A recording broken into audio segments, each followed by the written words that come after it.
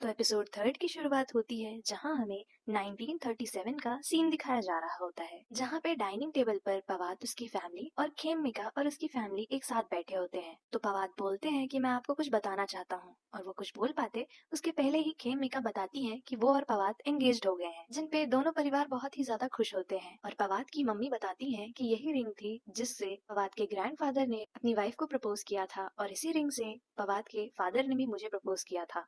और उसके बाद पवाद के पिता बोलते हैं कि अगर इस रिंग से तुम्हें प्रपोज किया गया है, इसका मतलब तुम मेरी बहू बनने के लिए चुन ली गई हो। सब बहुत ही ज्यादा खुशी से बात कर रहे होते हैं, तो खेमिका अपने सामने बैठे एक लड़के जिसका नाम होता है चायोड, उसको बोलती है कि अब मैं ऑफिशियली तुम्हारी भाभी बन गई हूँ। और चायोड और कोई नहीं, वही आत्मा होती है जो इस टाइम हमेशा खेम को बचाती है। फिर हमें दिसंबर 1941 का सीन दिखाया जाता है, जहाँ पे खेमिका होती है और उसकी दो दोस्त जिन और छयाड होती हैं। तो जिन बोल रही होती है कि अब तो खेम के पास अपनी खुद की जगह है, तो हम वापस से स्कूल की तरह स्लीप ओवर कर सकते हैं। जिसपे छयाड बोलती है कि अरे आराम से, ये खेम की जगह है, तुम्हारी नहीं। और वो जिन से बोलती है कि उस फैसिनेटर को अपने सर के ऊपर रखो, वो लेटेस्ट फैशन का है। जिसपे जिन वो फैसिनेटर अपने सर के ऊपर रखते हुए बोलती है कि जैसा आप चाहें मिस छयाडा। और इसके बाद खेम बोलती है कि तुम लोग जरूर यहाँ आना और मेरे साथ घूमना फिरना। और फिर जिन बोलती है कि मुझे ऐसा लगता है कि वाद को बहुत ही ज्यादा जल्दी है, उसने तुम्हें प्रपोज किया, तुम्हारे लिए एक घर भी है, और वो तुम्हारे ग्रेजुएट होते ही तुमसे शादी कर लेगा।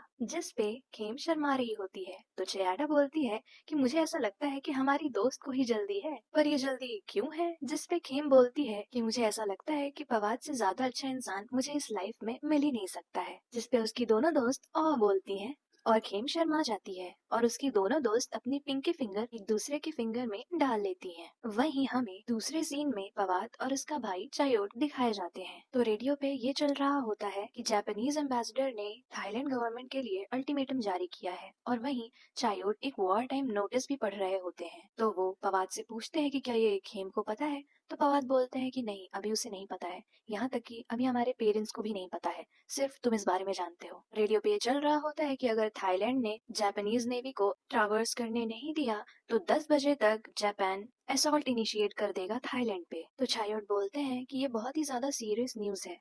तो पवाद बोलते हैं कि मैं जानता हूँ, लेकिन थाईलैंड में डॉक्टरों की कमी है, तो मुझे अपनी ड्यूटी निभानी पड़ेगी। तो जिस पे चायोड पूछते हैं तो खेम के साथ तुम्हारी शादी का क्या। जिस पे पवाद बोलते हैं कि मेरे लिए सबसे ज्यादा चिंता उसकी हेल्थ है, उसकी हार्ट वॉल्व रिगर्जिटेशन कभी भी बद से बदतर हो सकती है, तो मैं चाहता हूँ कि तुम उसका ध्यान रखो। जिस पे चायोड पूछते हैं कि तुम्हारा मतलब क्या है। तो पवाद बोलते हैं कि तुम खेम को मुझसे भी ज्यादा पहले से जानते हो, तो मैं चाहता हूँ कि जब तक मैं यहाँ से दूर रहूँ तुम उसकी देखभाल करो। जिस पे चायोड बोलते हैं कि मैं उसे तुमसे पहले से जानता हूँ, तुम चिंता मत करो, मैं उसे खुश रखूंगा। और जब पवाद वहाँ से जाते हैं तो चायोड बस एक हल्की सी हंसी हंसते हैं। उसके नेक्स्ट सीन में पवाद का सामान रखा जा रहा होता है गाड़ी में, और उन्होंने मिलिट्री के कपड़े पहने होते हैं, और उनके हाथ पर एक प्लस का साइन होता है जो ये दिखाता है कि वो मिलिट्री में एक डॉक्टर है। और वहाँ पर जिन और छयाट भी आई होती हैं, और वो कहती हैं कि हम खेम से मिलने आते रहेंगे ताकि उसे अकेला ना लगे। जिसपे छयाट बोलती है कि अगर जिन जैसी लड़की यहाँ पर हो तो कोई भी बोर तो नहीं, लेकिन अनॉय जरूर हो जाएगा। और उसके बाद वहाँ पर चायोड आते हैं, तो पवाद उनसे कहते हैं कि खेम का ध्यान रखना, उसके खाने पीने का ध्यान रखना,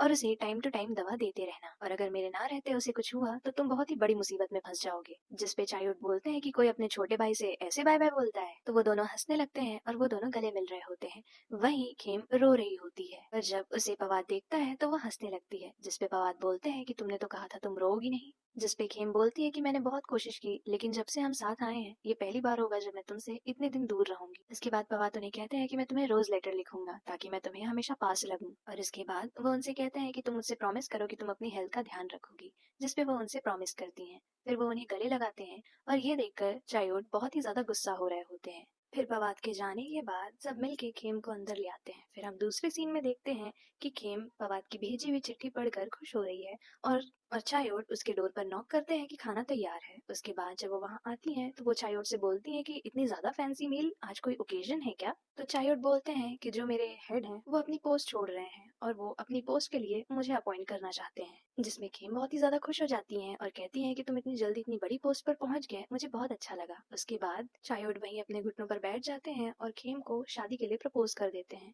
जिसपे खेम कहती हैं कि तुम पागल हो गए हो क्या, ये तुम क्या कर रहे हो। तो उसपे चायोड बोलता है कि पिवात ने मुझे तुम्हारी देखभाल करने को बोला था, लेकिन 1 साल से ज्यादा हो गया है और उसका कोई अता पता नहीं है। जिस पे खेम बोलती है कि इसका मतलब ये तो नहीं कि तुम मुझसे शादी कर लोगे, और वैसे भी मैं विवाद से ही प्यार करती हूँ। उसके बाद चायोट बोलता है कि तुम मुझसे शादी कर लो, कुछ भी नहीं बदलेगा, ये घर तब भी तुम्हारा रहेगा, मेरे माता पिता तब भी तुमसे उतना ही प्यार करेंगे। लेकिन खेम बोलती है कि मैं ऐसा नहीं कर सकती, और वो वहीं पर रिंग फेंक कर चली जाती है। उसके बाद प्रेजेंट में दिखाता है कि चायोट की आत्मा और पारन के बीच में बातचीत हो रही होती है। तो चायोट बोलता है कि मैं उसे तुमसे पहले से प्यार करता था।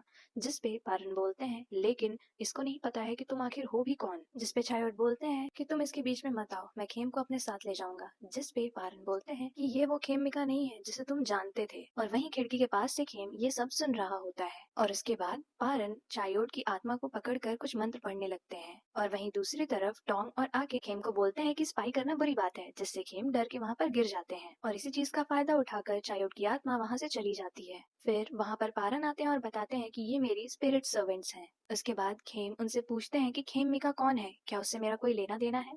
तो उस पे पारन कहते हैं कि तुम इन सारी चीजों से दूर ही रहो। जिस पे खेम पारन का हाथ पकड़कर बोलते हैं कि प्लीज आप मुझे सच बताइए, क्या पता उस चीज का मेरे फैमिली कर्स से कुछ लेना देना हो। और यहाँ पर पारन को खेम खेम मिका जैसी लग रही थी, तो वो खेम का हाथ हटा देते हैं और कहते हैं कि हम इतने भी ज्यादा क्लोज नहीं है, और तुम अपने काम से काम रखो, और जब तक अपनी जिंदगी जी सकते हो जी लो। जिस पे खेम बोलते हैं कि ठीक है, और वो वहां से चले जाते हैं अपने रूम में। और वहीं पर बाहर चायोट की आत्मा होती है जो अंदर आने की कोशिश करती है, लेकिन वहां पर एक कवच बना होता है जिससे वो अंदर नहीं आ पाती है। और वो कह रहे होते हैं कि खेम तुम मेरा इंतजार करना। उसके बाद पारन ध्यान में बैठे होते हैं तो उनके पास खेम की माँ की आत्मा आती है, और वो पारन को धन्यवाद दे रही होती है कि पहली बार मुझे खेम की चिंता नहीं करनी पड़ी और वो सेफ भी है। जिस पे पारन बोलते हैं कि आप कब तक उसे बचाएंगी, अगर आप ऐसे ही करती रही तो शायद आप पुनर्जन्म ना ले पाए।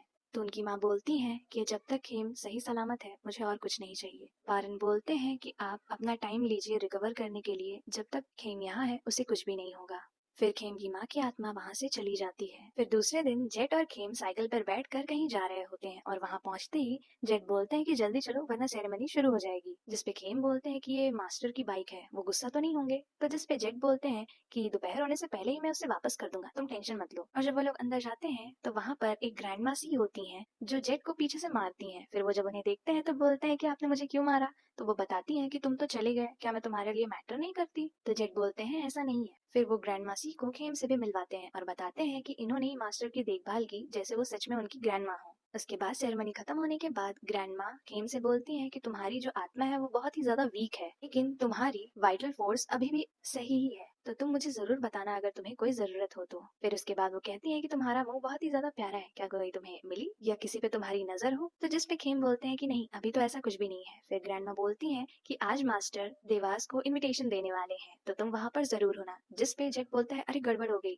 जिस पे खेम पूछते हैं कि क्या हुआ, तो जेट बोलते हैं अरे उनकी बाइक।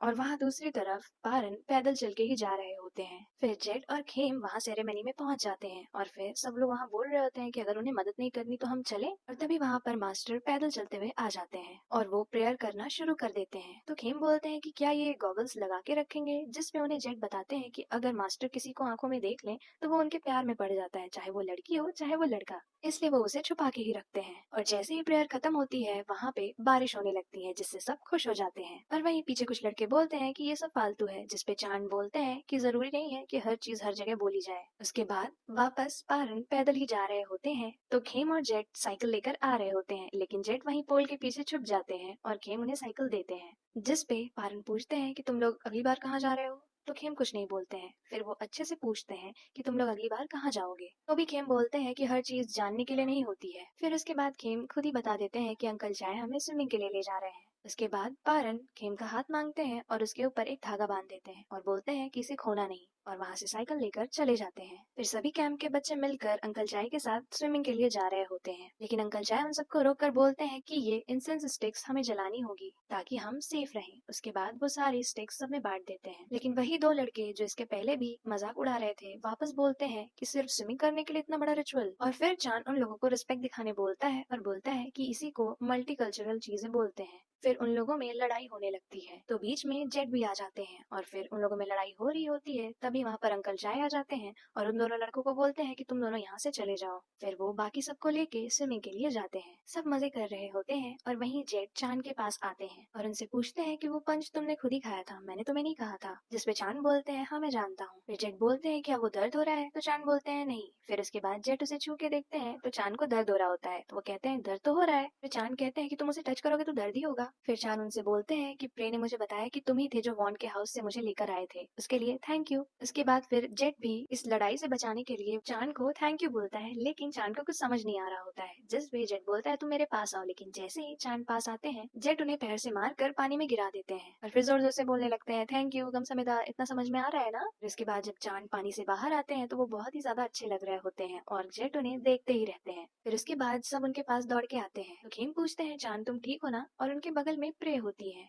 तो चांद प्रे को देखकर बोलते हैं कि हाँ खेम मैं ठीक हूँ। उसके बाद खेम बोलते हैं वो तो प्रे है, मैं तो यहाँ हूँ। फिर प्रे बोलती है कि आखिर तुम्हारी आंखें कितनी ज्यादा खराब है। फिर अचानक उन्हें याद आता है उनका चश्मा और फिर उनका चश्मा सब मिलके ढूंढने लगते हैं और चांद बोल रहे होते हैं कि जेट तुमने मुझे क्यों धक्का दिया, देखो अब तुमने क्या कर दिया। और वो अपनी शर्ट उतार कर उसे निचोड़ रहे होते हैं और सब उन्हें देख रहे होते हैं। फिर बाद में हमें दिखता है कि जेट के हाथ में चश्मा होता है। वहीं दूसरी तरफ वो दोनों जो लड़के होते हैं वो लोग स्मोक कर रहे होते हैं और वहाँ पर एक साइन होता है कीप आउट का। तो वो लोग कहते हैं क्यों ना हम यहाँ टेंट लगाएं, जिसपे दूसरा वाला बोलता है कि हम टी को भी बुलाते हैं, वो पीने के नाम पे जरूर आएगा। और वो लोग सिगरेट को वहीं फेंक देते हैं। तो वहाँ पर एक औरत की स्पिरिट आती है जो खड़ी होकर उन्हें देख रही होती है, लेकिन तभी वहाँ पर एक और स्पिरिट आती है जो उस दूसरी स्पिरिट के सर में कुछ कर देती है। फिर रात में वो तीन लड़के और उनके साथ प्रे भी होती है पी रहे होते हैं और कैन यहाँ वहाँ फेंक रहे होते हैं। फिर ते, कॉर्न और फू एक साथ वॉशरूम करने के लिए जाते हैं और वहीं उनके पीछे वो स्पिरिट होती है। काफी देर तक वापस न आने पे प्रे खुद ही उन लोग को ढूंढने जाती है और वहाँ जाते ही उस स्पिरिट को देखती है और भाग के वापस आ जाती है। फिर वो भागते हुए आती है और चांद से बोलती है कि उन्हें बचा लो, मेरी मदद करो। फिर सब आते हैं उसके पास और पूछते हैं कि क्या हुआ, लेकिन वो बेहोश हो जाती है। फिर उसे मास्टर के पास ले जाया जाता है और वहाँ पर सभी लोग होते हैं और वहाँ पे ग्रैंड माँ सी भी आती है जो बताती है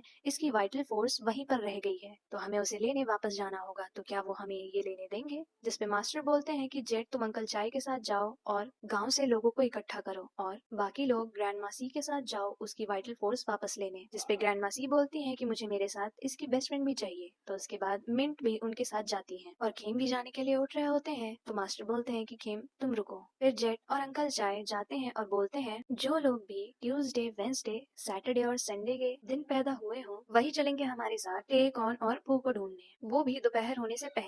जिसपे एक लड़का पूछता है ऐसा क्यों। तो अंकल चाय बताते हैं अगर तब तक वो लोग नहीं मिले तो हमें सिर्फ उनकी बॉडी ढूंढनी पड़ेगी। फिर सब मिलके उन लोगों को ढूंढने के लिए चले जाते हैं। वहीं दूसरी तरफ ग्रैंड मासी और उनके कुछ लोग और मिंट वाइटल फोर्स ढूंढने के लिए बैठी होती है। फिर ग्रैंड मासी बोलती है जो मैंने तुमसे कहा था तुम लाई। तो मिंट उन्हें वो सामान देती है जो प्रे बहुत ही ज्यादा इस्तेमाल करती है। वहीं दूसरी तरफ वो लोग उन लोगों को अभी भी ढूंढ रहे होते हैं और ग्रैंड मासी को प्रे की वाइटल फोर्स मिल जाती है, जिसे लेकर वो वापस उसके पास आती हैं और फिर उसके हाथ में धागा बांधती हैं और कहती हैं कि वाइटल फोर्स इसकी बॉडी में जगह पा ले। फिर थोड़ी देर बाद प्रे को होश आ जाता है और वहीं जेट भी आ जाता है और वो बताता है कि वो लोग अभी तक नहीं मिले। फिर मास्टर सबको आंटी के घर पे जाने बोलते हैं और खेम को भी उनके साथ रहने बोलते हैं। तो जेट पूछते हैं आपने खेम को यहाँ से क्यों भेजा। तो वो बोलते हैं कि मैं भी यहाँ से जा रहा हूँ और तुम भी यहाँ उसे देखने के लिए नहीं रहोगे। वो मास्टर से पूछते हैं कि आप फिर कहीं जा रहे हैं, लेकिन कहाँ। फिर मास्टर बोलते हैं कि तुम मुझे बस बताना अगर कुछ गलत हो तो। फिर पारन ध्यान में बैठते हैं और तब तक वहाँ उनके दो शीशे आ जाते हैं। तो वो उन दोनों से पूछते हैं कि तुम्हें पता चला वो कहाँ है। तो उनका एक शिष्य बोलता है नहीं,